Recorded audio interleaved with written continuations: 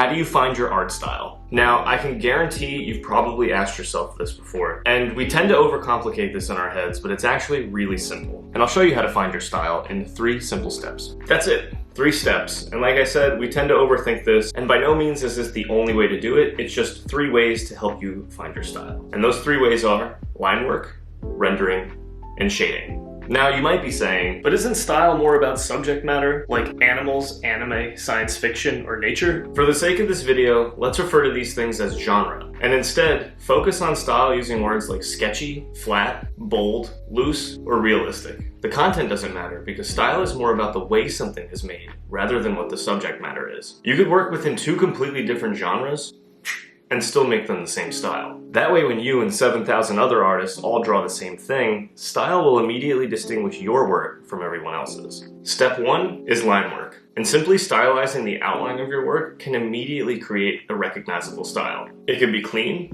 it can be loose, it can be bold, and it can be colorful.